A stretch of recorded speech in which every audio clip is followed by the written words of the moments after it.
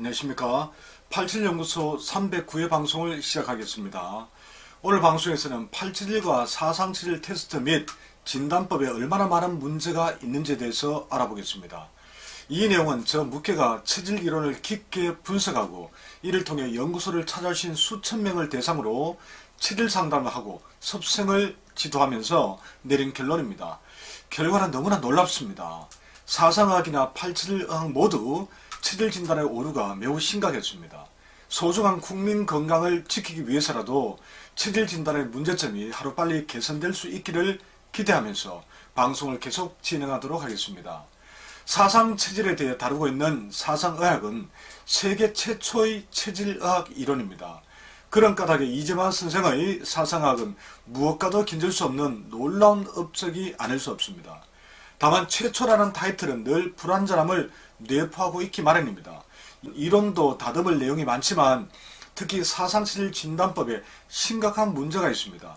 처음부터 완벽한 학문은 있을 수 없기 때문에 최초의 체질학인 사상학의 문제는 어쩌면 당할지 모르겠습니다. 그런데 사상학의 여러 문제 중에서도 가장 먼저 수정 보완해야 할 점은 우리 민족의 주류로서 다수를 점하고 있는 금체질 태양인의 존재를 부정한 것입니다. 살이 찌기 쉬운 금양체질, 즉 양적 태양인, 열태양인은 태음인이나 소양인으로 또 마른 경우가 많은 금음체질, 즉 음적 태양인, 한태양인이라 하죠. 이 체질은 대부분 소음인의 일부 소양인으로 진단하고 있습니다. 또한 한태음인 모양체질과 한소양인 토양체질의 존재는 전혀 인식조차 못하고 있습니다. 그러므로 사람에게 체질이라는 것이 있다는 것을 밝혀낸 점은 노벨의학상을 받아야 할 만큼 위대하지만 사상체질 테스트의 정확도는 무의미한 수준에 가깝습니다. 그래서 잘못된 사상체질 테스트로 환자를 고통에 빠뜨리는 경우가 너무나 많습니다. 자, 이번에는 8체질입니다. 8체질의학 이론과 진단법은 사상의학 테스트보다는 분명 진일보한 점이 있습니다. 매우 희귀하다고 본 이 태양인 금체질의 존재를 새롭게 밝혀냈습니다. 그 비율도 낮게는 35%, 높게는 50%까지 보고 있습니다. 즉 우리 민족의 주된 체질이 태음인이 아니라 태양인이라는 것이지요. 하지만 여전히 8체질 테스트 정확도는 기대만큼 높지 않아 보입니다. 금양체질과 금음체질을 바꾸어 진단하는 경우가 너무나 많습니다. 둘의 차이점을 명확하게 인식하지 못하고 있다는 이야기입니다.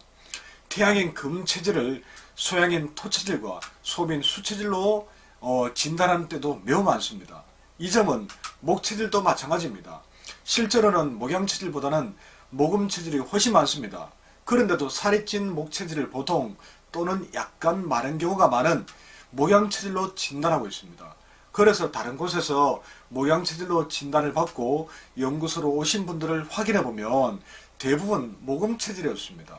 물론 태음인 목체질도 아닌데 목체질로 진단받은 경우도 역시 많더군요. 자, 소양인 토체질은 8체질 테스트가 더 심각합니다. 8체질 의학계에서는 토체질 소양인은 대부분 토양체질 한소양인이고 토음체질 열소양인은 가장 희귀한 체질로 보고 있습니다. 사상의학에서의 태양인처럼 찾아보기 어렵다는 것이죠. 그런데 실제로는 이와 정반대입니다. 소양인 토체질이 정확히 맞는다면 대부분 토음체질 열소양인입니다. 토양체질 한소양인은 지금까지 저 묵계가 만나본 사람은 이 손가락에 꼽을 정도입니다. 일반이든 전문가이든 원혈을 활용한 오랜 테스트만 해봐도 쉽게 확인할 수 있는데 너무나 안타까운 사실입니다. 자, 소음인 수체질은 사상의학 테스트 진단법을 적용했을 때 20% 정도쯤 된다고 합니다. 8체질 의학이 사상의학과 사상체질의 문제점을 바로잡았다면 소음인의 비율 역시 20% 역시 수정되어야 합니다. 하지만 현실은 8체질 의학계에서 지나치게 수양체질이나 수음체질로 많이 체질 진단을 하고 있다는 점입니다. 수양과 수음 둘을 합쳐봐야 고작 5% 전후밖에 안 되는데도 온통 소음인 수체질로 진단하고 있습니다. 과연 8체질 의학을 하는 건지 의문이 들 정도입니다. 몸이 냉하거나 추위를 잘 타고 소화 기능이 약하고 살이 잘 안 찌면 무조건 소음인 수체질일까요? 이는 다른 체질에서도 나타날 수 있는 특징입니다. 교집합이 될 수 있는 내용인데도 소음인 수체질의 전유물로 생각하고 있다는 것이 아니겠습니까? 8체질 의학을 한다면서 여전히 사상의학과 사상체질 사고에 머물러 있으므로 나타나는 현상이 아닐까 합니다. 자, 지면관계상 사상체질 테스트와 8체질 진단의 문제점을 무한정 다루기에는 한계가 있습니다. 여러분들이 알고 있는 체질에 의문이 느껴지거나 제 이야기에 조금이라도 관심이 생기신다면 가장 쉬운 8체질 자가진단을 구해서 읽어보시기 바랍니다. 지금까지 전혀 생각하지 못한 혁명적인 체질 이야기를 접할 수 있으리라 생각합니다. 자, 다음 시간에도 더 좋은 내용으로 찾아뵙도록 하겠습니다. 고맙습니다.